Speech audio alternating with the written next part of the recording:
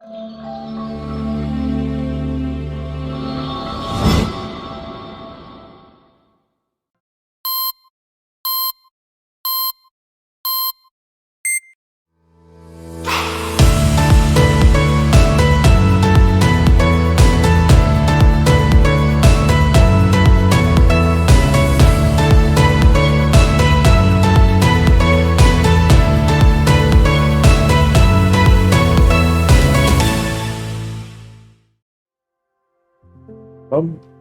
senang kembali bersama dalam saudara program Deep Talk with Pase pada Tadarus Alkitab. Pada kesempatan ini kita akan melanjutkan Tadarus Alkitab dari kitab Hosea. Dan sebelum kita siapkan hati kita satu hati kita doa dulu. Makasih Tuhan buat hari ini kami boleh lewatinya dengan baik semua karena anugerah Tuhan. Dan sebentar kami akan melanjutkan Tadarus Alkitab kami. Berikan kami hikmat marifat yang datangnya dari Tuhan, hingga ketika kami baca Alkitab ini, Alkitabnya begitu terang dan akhirnya memberkati kami semuanya. Jangan satupun kami yang kau lalui, kami rindu kami dalam hikmat, rema, anugerah, urapan Tuhan yang luar biasa pada hari ini. Siap membaca, merenungkan tadarusan kitab Hosea. Haleluya, amin. Bapak Ibu siapkan Alkitab kita masing-masing ya. Kita akan bertadarusan dari Hosea. Siapkan Alkitab kita. Naikkan syukurku buat hari yang kau beri, tak habis-habisnya kasih dan rahmat-Mu. Selalu baru dan tak pernah terlambat pertolongan-Mu, besar setiamu di sepanjang hidupku. Ya, Hosea pasal yang kelima, saudara ya. Kita akan coba membahasnya, kita akan membaca bersama-sama Hosea pasal yang ke-5. Oke, demikian firman Tuhan. Kita baca ya. Perikopnya ancaman terhadap Israel serta pemimpin-pemimpinnya. Dengarlah ini, hai para imam. Perhatikanlah, hai kaum Israel. Pasanglah telinga, hai keluarga raja. Sebab mengenai kamulah penghukuman itu. Karena kamu telah menjadi perangkap bagi Mizpah dan jaring yang dikembangkan di atas gunung Tabor dan lubang yang dikeruk di dalam lembah Sitim, maka aku ini akan menghajar mereka sekalian. Aku ini mengenal Efraim dan Israel, tidaklah tersembunyi bagiku.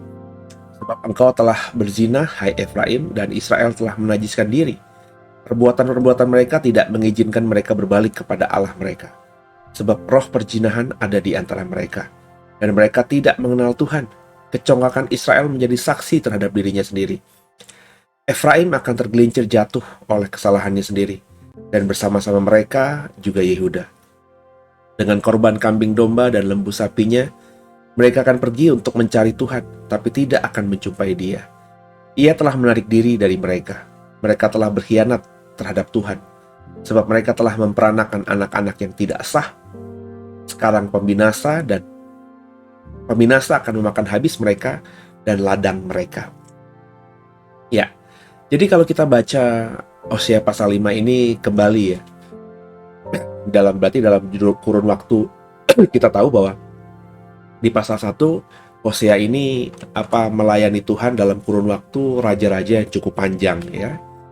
Jadi di pasal-pasal kemarin kita sudah membaca bagaimana Tuhan bernubuat kepada kepada Israel lewat Hosea bahwa Dia akan menghukum Israel.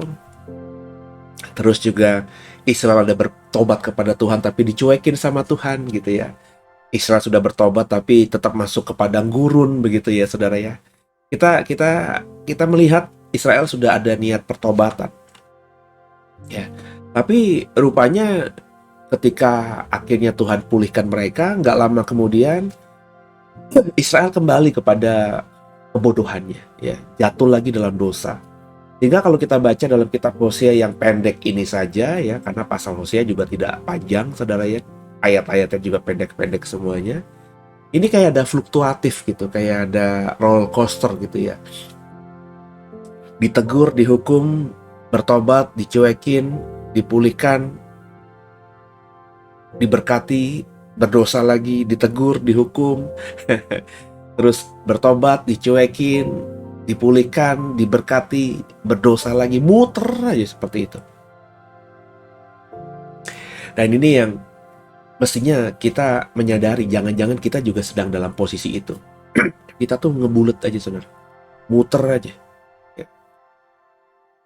Kita benar-benar enjoy, ya, menikmati dosa itu. Ini mengerikan. Sebab Israel yang umat pilihan Tuhan saja ketika akhirnya bertobat dan sudah diberkati, kalau berdosa lagi dihukum lagi. Ini Bapak Ibu ikuti coba Hosea 1, 2, 3, 4, atau yang sudah mengikutinya kemarin-kemarin bersama saya, kan kita ngerti ya. Ayat-ayat Hosea itu ya seperti itu ya alurnya ya.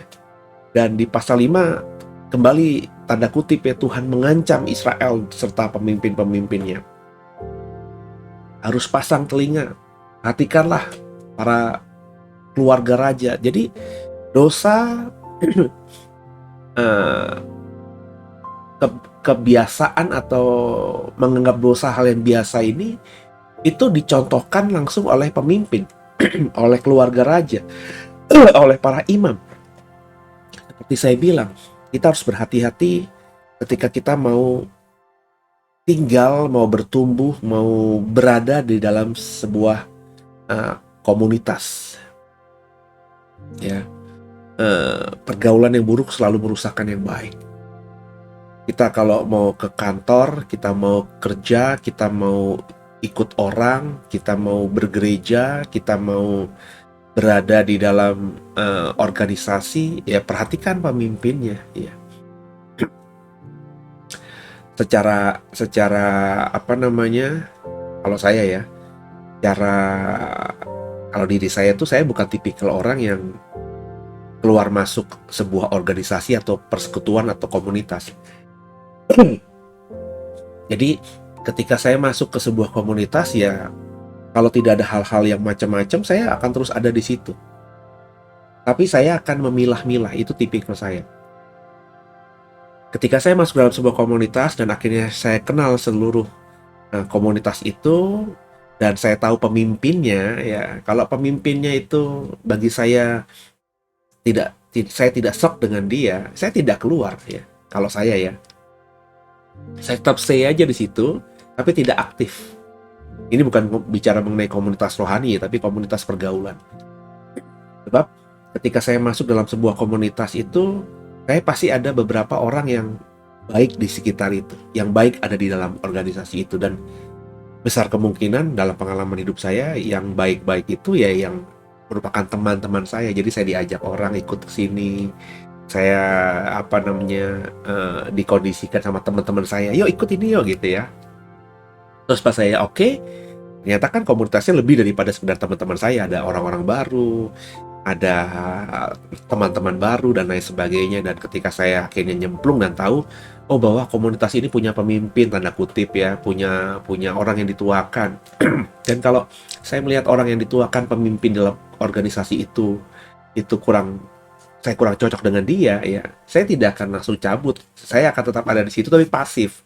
Karena saya di situ diajak teman-teman dan saya tidak mau merusak hubungan baik saya dengan teman-teman itu. Kalau saya seperti itu.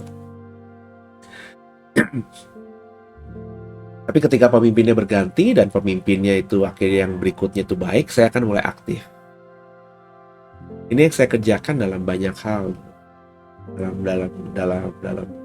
dalam banyak organisasi yang saya ikuti di dalam masa muda saya saat itu. Sekarang saya sih jarang ya. Hanya beberapa saja organisasi yang saya ikuti, termasuk organisasi keagamaan. Ya, dan ada banyak, bukan ada banyak ya. Ada organisasi yang saya ikuti pun saya pasif di situ karena saya melihat nggak klik dengan saya gitu ya, daripada saya aktif dan akhirnya menonjol, terus ternyata saya tidak bisa blend dengan orang-orang lama yang lebih senior dari saya. Ya ngapain gitu loh saya aktif di situ, ya saya member aja di situ tapi saya diem aja gitu ya, karena saya kenal beberapa orang di situ yang dekat dengan saya, yang kenal dengan saya, dan saya respect sama mereka ya, saya hormat sama mereka. Kalau saya keluar tentu akan dipertanyakan oleh mereka, dan mungkin hubungan kami ke depan yang sudah baik ini menjadi kurang baik hanya karena alasan saya keluar dari sebuah organisasi atau komunitas. Tapi saya pasif di situ. Tapi kalau ada organisasi lain yang dengan pemimpinnya atau orang-orang yang lebih senior dari saya itu orang yang asik, saya pasti akan asik gitu ya. Karena nggak mungkin, saya juga bukan orang tipikal munafik yang bisa terus senyum jika apa yang diputuskan itu tidak sesuai dengan hati saya misalnya.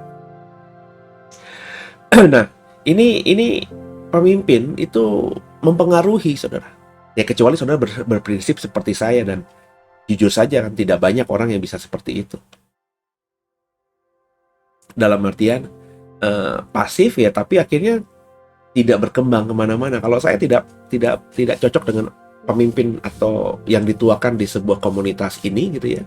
Saya bukan berarti ketika pasif saya diam saja. Saya mencari pergaulan yang lain, komunitas yang lain, di mana saya bisa akhirnya menyalurkan ya, misalnya ya, ada mungkin setiap kita kan punya jiwa kepemimpinan lah, kita bisa menyalurkan jiwa kreativitas kita kah, ide-ide kita bisa bagikan di situ, energi kita yang lebih yang masih ada bisa kita salurkan di situ. Jadi jangan ketika kita punya pemimpin terus kita tidak cocok dengan dia, terus kita pasif aja dan kita tidak mau berinisiatif untuk tertanam atau berkomunitas di tempat lain ya. Sebab karunia setiap kita tuh diberikan oleh Tuhan. Kita diberikan karunia oleh Tuhan, dan karunia itu harus disalurkan ya, kecuali kalau pemimpinnya itu sudah nggak bener banget ya ngapain di situ ya. Tapi kalau kan, maksud saya di sini perbedaan dengan pemimpin tuh ya, setiap kita kan berbeda ya. Ada pemimpin yang memang jahat ya, kalau pemimpin kita jahat ya ngapain kita ikuti. Tapi ada pemimpin yang tidak jahat, tapi cara berpikir dia, keputusan-keputusan yang diambil ya, itu tidak sesuai dengan kita. Standar kita tuh berbeda. Bukan berarti standar saya atau standar saudara lebih tinggi daripada standar mereka. Kita juga nggak boleh begitu. Cuma berbeda aja, nggak klik gitu, nggak nyetrum gitu ya. Nah kalau cuma sekedar nggak nyetrum, nggak klik gitu ya, udah kita pasif aja daripada kita berusaha menonjol, akhirnya bertentangan gitu ya. Akhirnya ada tanda kutip perang terbuka, padahal kita orang baru di situ. Ngapain gitu? Ya udah stay aja, diam aja ya. Ambil hati, lihat perkembangan. Tapi karunia yang Tuhan sudah berikan kepada kita kan harus disalurkan. Makanya harus ada penyaluran. Ya. Entah tergabung dalam komunitas lain atau menciptakan komunitas yang baru, di mana kita bisa menyalurkan di tempat itu secara eksplosif, secara terbuka dan secara bebas gitu. Sehingga akhirnya apa yang Tuhan percayakan kepada kita di dalam hidup kita sebagai manusia bisa tersalurkan. Dalam konteks Hosea ini, ya Israel tidak seperti itu. Ya, pemimpinnya, keluarga raja, imam, semuanya berbuat jahat di hadapan Tuhan. Perhatikan ayat yang pertama itu. Karena kamu telah menjadi perangkap bagi Mispa dan jaring yang dikembangkan di atas gunung Tabor. Mereka sendiri yang membuat perangkap bagi saudara-saudaranya, raja, imam, ya. Mereka sendiri yang akhirnya menjerumuskan orang Israel lebih dalam kepada dosa, hingga akhirnya Tuhan menghajar mereka semuanya. Jadi ini yang saya bilang, kalau kita akhirnya tidak peduli dengan keadaan di sekitar kita, kita punya pemimpin yang jahat, pemimpin yang zolim, tidak takut akan Tuhan, dan kita juga tetap stay aja di situ, kemudian kita juga tidak mengembangkan, menyalurkan apa yang kita imani dengan berani, ya akhirnya kita terhisap. Pergaulan yang buruk itu selalu merusakkan yang baik. Itu sudah baku hukumnya karena ada di Alkitab, firman Tuhan ya. Sehingga akhirnya ya, kita kalau punya pemimpin yang seperti itu, tidak takut akan Tuhan, kita kalau punya pemimpin yang terikat dengan dunia, hidupnya hedon gitu ya, bermewah-mewahan, lalu ukurannya materi, kita pasti akan ke bawah begitu. Ya kalau kita memang sedang berkelimpahan harta. Problem terjadi ketika kita tidak berkelimpahan harta. Kita harus mengikuti style mereka, kita harus mengikuti standar mereka. Kita standarnya makannya masih bakso, somai di pinggir jalan. Kita punya komunitas yang selalu kalau nongkrong semuanya punya kebiasaan itu ya, kalau nongkrong selalu di kafe-kafe kelas atas gitu ya, di restoran-restoran kelas atas, restoran hotel lah paling enggak ya, apalagi restoran-restoran yang memang bintang 5 ya. Tapi 2 kali mungkin kita bisa mengikuti. Tapi kalau kita memang kemampuan kita itu ya baru, maafkan saya, ya menikmati warteg, padang, pinggir jalan yang kecil ya, somai, ketoprak, terus kita sekali 2 kali ngikutin gaya hidup teman-teman kita sekomunitas sih oke. Tapi kalau terus-terusan apakah bisa? Nah problemnya kalau nggak bisa kan kita akhirnya karena sudah terikat dengan mereka berusaha untuk membiasakan diri, memaksakan diri. Nah ini problem. Akhirnya hutang sana, hutang sini, tipu sana, tipu sini. Hanya sekedar untuk kita bisa menunjukkan kepada teman-teman sekomunitas kita bahwa kita selevel dengan mereka secara apapun. Ya pasti kalau saudara punya pengalaman seperti ini akan merasa ingat-ingat dulu memang tidak sejahtera gitu. Kita terpaksa, tapi kita senang juga ketika kita bisa membuat level kita standar dengan mereka, sejajar dengan mereka, tapi habis itu ya kita depresi, kita stres, kita nggak bahagia, kita nggak sejahtera dan lain sebagainya. Nah ini yang harus diperhatikan oleh semua kita ya.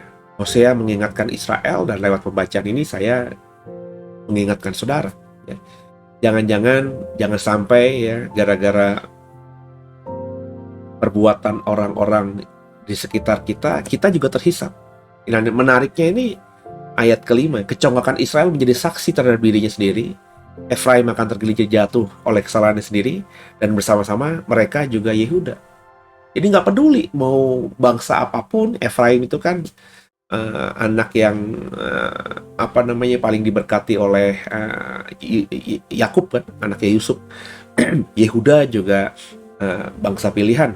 Israel itu ya identitas dari anak-anak Yakub. Nggak peduli Israel yang sudah memisahkan diri, Efraim sekalipun yang memang diberkati Yakub lebih daripada Manasye padahal dia anak bungsu, juga Yehuda. Ya kalau mereka berbuat salah ya mereka akan tergelincir dan jatuh. Jadi berarti kalau demikian nggak ada privilege bahwa kita itu akan nggak jatuh dalam dosa. Ya kita kan harus bertanggung jawab atas diri kita sendiri. Inilah yang tidak terlalu ditekankan oleh banyak gereja, banyak hamba Tuhan, bahwa kalau sudah percaya Yesus nanti Roh Kudus yang akan menjaga, malaikat yang akan menjaga sehingga nggak mungkin jatuh dalam dosa, dalam lembah kekelaman ya bla bla bla. Nggak gitu. Daud aja berkata, sekalipun ku berjalan dalam lembah kelam, Daud aja bisa berjalan dalam lembah kelam ya. Jadi semua kita itu bisa jatuh dalam dosa. Nah ini yang tidak ditekankan, dan oleh banyak orang saya menekankan ini. Kalau saya dianggap akhirnya tidak percaya kasih karunia, silahkan saja. Tapi kalau saya mendeklar diri saya adalah orang yang paling percaya dan paling mensyukuri dan paling menghargai, merespon kasih karunia itu ya. Kasih karunia itu harus direspon dengan tanggung jawab atas diri sendiri yang sudah terima kasih karunia itu. Nah wujud tanggung jawab saya terhadap kasih karunia yang sudah saya imani diberikan Tuhan cuma-cuma kepada saya berusaha sepanjang hidup dengan kekuatan saya ya, pertama dengan itu ya, untuk tidak jatuh dalam dosa. Ketika saya akhirnya semakin memahami bahwa dengan hebatnya saya nggak bisa, ya saya akan mengandalkan Roh Kudus. Dan akhirnya hari ini kita bekerja sama, saya dan Roh Kudus bekerja sama, berusaha untuk menjaga tubuh ini. Karena ada Roh Tuhan ya, yang Tuhan titipkan dalam tubuh ini, dan ada akal budi saya dalam tubuh ini, dan kita berkolaborasi ya, bekerja sama sehingga tubuh ini yang wujudnya Seno ini bisa kita arahkan sama-sama, kami arahkan sama-sama untuk sampai nantinya pada garis akhir yang excellent dalam iman kepada Yesus Kristus. Jadi siapa saja ya harus menyadari ini, sebab kalau tidak ya kita akan dimakan habis ya oleh ya hukuman-hukuman yang akan Tuhan berikan kepada kita. Dalam konteks Hosea ini ada pembinasa yang akan memakan habis mereka dan ladang mereka, dan berkali-kali kan kita tahu di Perjanjian Lama mesti lewat Asyur, Israel, lewat Babel, Yehuda, mereka semuanya dimakan habis. Ya, dan itu tidak tertutup kemungkinan Tuhan akan bangkitkan bangsa, pemimpin yang zolim, yang jahat, yang akan memakan habis kita dan ladang-ladang kita jika kita tidak bertobat dan hidup berkenan kepada Tuhan. Jadi ayo, saya dalam kesempatan ini mengajak semua untuk bertobat dengan sungguh. Jadi berikutnya, Israel mencari pertolongan di mana-mana tapi sia-sia. Tiuplah sangkakala di Gibea dan nafiri di Rama. Berteriaklah di Bet Awen, bergemetarlah hai Benjamin. Efraim akan menjadi tandus pada hari penghukuman. Mengenai suku-suku Israel aku akan memberitahukan apa yang pasti. Para pemuka Yehuda adalah seperti orang-orang yang menggeser batas. Ke atas mereka akan kucurahkan gemasku seperti air. Efraim ditindas, diremukan dan dihukum, sebab ia berkeras untuk berjalan mengikuti kesia-siaan. Sebab itu aku akan seperti mengengat bagi Efraim dan seperti belatung bagi kaum Yehuda. Ketika Efraim melihat penyakitnya dan Yehuda melihat bisulnya, maka pergilah Efraim ke Asyur dan mengutus orang kepada Raja Agung. Tapi ia pun tidak dapat menyembuhkan kamu, dan tidak dapat melenyapkan bisul itu daripadamu. Sebab aku ini seperti singa bagi Efraim dan seperti singa muda bagi kaum Yehuda. Aku ini akan menerkam lalu pergi, aku akan membawa lari dan tidak ada yang melepaskan. Ya, tidak ada yang melepaskan. Ya, perikop berikutnya pertobatan yang pura-pura dari pihak orang Israel. Ini mungkin nanti akan kita lanjutkan di dalam perikop berikutnya, karena ayat 16 ada di dalam ayat berikutnya dalam perikop ini ada di dalam pasal berikutnya. Jadi tadarusan besok ya saudara ya. Jadi kita sampai di ayat yang ke-14 ini saja. Ya. Sebab aku ini seperti singa bagi Efraim dan seperti singa muda bagi kaum Yehuda. Jadi ya tadi ya, kita ketika dalam penghukuman Tuhan ya, maka kita akan semakin, kalau kita berdosa ya, kita akan semakin jatuh dalam dosa. Ya, perhatikan tadi ayat yang ke-10 menarik bagi saya. Para pemuka Yehuda adalah seperti orang-orang yang menggeser batas. Mereka tahu batas mereka di situ. Ada canggak, ada batu gitu. Biasanya kalau kita beli rumah kapling itu kan ada tandanya, ada batasnya, ada tapalnya ya, ada batu yang ditaruh gitu ya. Ini kapling kita. Beberapa jarak kemudian ini kapling yang belum punya kita. Kalau kita ada berkat kita beli bisa. Setiap kapling itu ukurannya panjang lebarnya ada batas-batasnya. Dan di zaman dulu tentu batas-batasnya hanya ditaruh, misalnya tugu kah, patung kah, batu kah disusun gitu, dan itu mudah dipindahkan. Ya, kalau sekarang mungkin butuh effort karena hari-hari ini kan ukuran begitu validnya. Bapak Ibu bisa beli di online shop gitu ya, meteran yang pakai sinar laser gitu ya, itu ya nggak mahal, dulu mahal tapi sekarang udah bisa dibeli mungkin ratusan ribu gitu ya. Tinggal kita dari sudut yang satu center gitu, kayak center gitu ya, ada sinar inframerah gitu. Maafkan saya, menunjuk pada titik yang kita sorot, terus kita lihat kayak dia ada layar gitu. Kita tahu jaraknya berapa.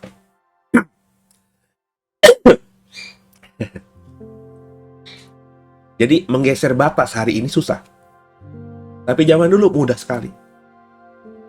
Kalau batu tinggal digeser, terus batu itu disusun kembali di tempat yang baru. Maka orang yang punya lahan mungkin nggak tahu bahwa batu itu sudah tergeser. Kecuali pohon ya, kalau pohon besar ya susah ya. Tapi kalau pohon-pohon kecil, ya tinggal digali, dipindahkan, itu mudah. Dan karena mudahnya saat itu, bahasa Tuhan, pemimpin atau pemuka Yehuda itu mudah menggeser batas. Seolah-olah itu punya mereka, seolah-olah mereka diberkati, seolah-olah mereka benar, orang lain tidak ada yang tahu, menganggap semua itu oke, tapi Tuhan tahu, kamu menggeser batas. Dan ya, akhirnya mereka berbuat dosa. Dosa itu nggak lagi sesuatu yang menakutkan, tapi dosa itu menjadi sesuatu yang tanda kutip menyenangkan. Dan akhirnya ya kita baca dalam ayat-ayat ini, dihajar Tuhan. Efraim dihajar Tuhan seperti dengan ngengat, terus juga belatung bagi kaum Yehuda, memakan habis gitu. Bahkan ketika Efraim dalam ayat-ayat ke-13 meminta bantuan kepada Asyur, kerajaan yang besar saat itu, ya nggak bisa.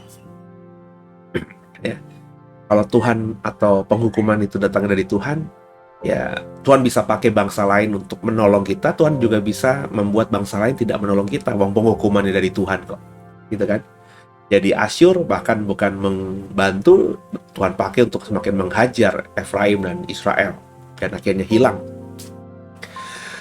identitas dari kerajaan Israel itu. Jadi ya, entah saudara paham nggak dengan apa yang sudah saya bagikan sepanjang beberapa hari dalam kitab Hosea ini. Bertobatnya benar, ya, hidupnya berusaha benar. Kalau enggak, ya kita berusaha mengandalkan hidup kita dengan diri kita sendiri, kita nggak akan sanggup jika yang kita hadapi adalah penghukuman yang datangnya dari Tuhan. Kita minta pertolongan kemana? Kalau hari ini, kalau kita diizinkan Tuhan karena bebal hati, kita diizinkan Tuhan mendapatkan penyakit, kita berobat sama dokter paling canggih, paling jago, rumah sakit paling hebat di dunia ini, nggak akan bisa juga. Kalau memang Tuhan izinkan penyakit itu datang kepada kita dengan maksud ingin menegur dan bertobat. Tapi kalau kita nggak ngerasa kita sedang ditegur Tuhan, kita nggak bertobat-tobat juga, dengan uang kita, dengan harta kita, kita cari pengobatan untuk diri kita, nggak akan sanggup, nggak akan bisa. Jadi sama-sama kita belajar pada kesempatan ini untuk hidup benar, ya. Sebab kalau sudah hidup benar, maka semuanya akan dipulihkan. Dan hidup yang benar itu harus dipertahankan, jangan seperti Hosea.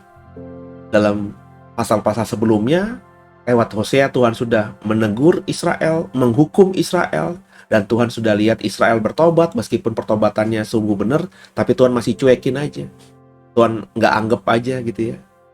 Lewat padang gurun tetap, tapi Tuhan akhirnya pulihkan. Kalau orang kita bertobat benar-benar, pasti Tuhan pulihkan. Dan bahkan ketika sudah dipulihkan pun, Israel jatuh lagi dalam dosa yang sama. Dan jangan sampai kita meniru kebodohan Israel yang kita baca dalam Hosea 1 sampai Hosea yang malam hari ini kita baca dan kita renungkan. Semoga dipahami, jadi orang yang benar-benar hidup berkenan kepada Tuhan. Haleluya.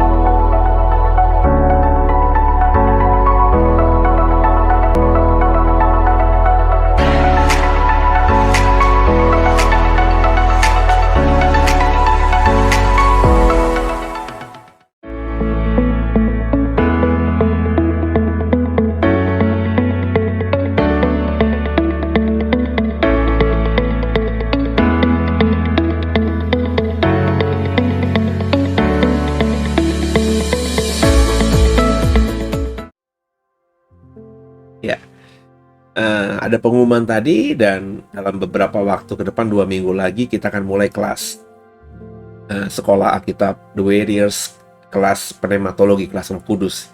Jadi mumpung masih ada kesempatan, ya mumpung kuotanya masih ada, Bapak Ibu bisa ikut, segera daftar. Ada nomor yang bisa dihubungi tadi, begitu mudahnya untuk mendaftar. begitu murahnya juga kelas ini dibuat gitu ya. 100.000 rupiah setiap mata kuliah, itu saya rasa nilai yang terjangkau oleh semua orang ya. Kalaupun Bapak Ibu sedang dalam masalah ekonomi dan tidak mampu, bisa hubungi, nanti kami akan fasilitasi. Karena kita buka kelas ini ya bukan untuk mencari uang begitu ya. Dan tetap ada biaya ya, supaya tadi ya Bapak Ibu yang ikut mendaftar paling tidak merasa sudah bayar lah, sudah investasi lah, sehingga belajarnya lebih sungguh lagi gitu ya saudara ya. Dan ingat, Hosea hari ini berkata bahwa kita harus jadi orang yang konsisten, jangan seperti Israel yang akhirnya jatuh lagi dalam dosa. Jangan contoh Israel yang akhirnya terhisap oleh pemimpin-pemimpin mereka. Maka hari-hari ini perhatikan pemimpinmu, perhatikan komunitasmu. Kalau komunitasmu tidak baik, pemimpinmu tidak baik, apalagi mereka memang sengaja melakukan hal-hal yang bertentangan dengan firman Tuhan, ya bagi saya cari pemimpin yang lain, cari komunitas yang lain. Tapi kalau pemimpinmu dan komunitasmu tidak melakukan hal yang jahat, cuma yang mereka lakukan itu tidak cocok dengan kita, tidak cocok dengan style kita, lebih baik stay di situ ya, belajar untuk menerima perbedaan gitu ya, karena besi menajamkan besi. Mungkin kita di situ mau dibentuk Tuhan, sekaligus ya kita kalau punya karunia dan tidak kita mau kembangkan di situ, kita coba menciptakan komunitas baru atau mencari komunitas baru lainnya, tapi tidak meninggalkan yang lama ini, supaya karunia atau pemberian yang Tuhan berikan kepada kita, talenta lah gitu ya, bisa kita salurkan lebih lagi di tempat yang lain. Jadi kita sama-sama bertumbuh.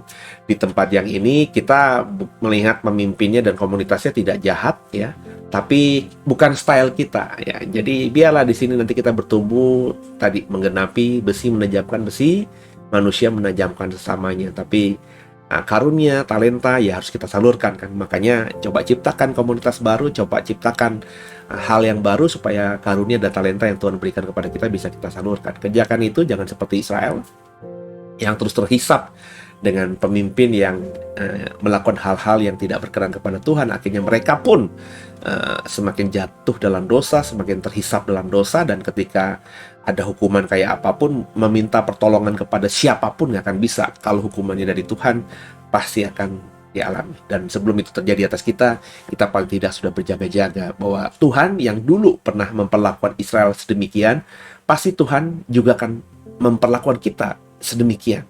Sebab Bapak Ibu paham, banyak orang Kristen di luar sana yang berkata bahwa kita Kristen beda dengan Israel ya.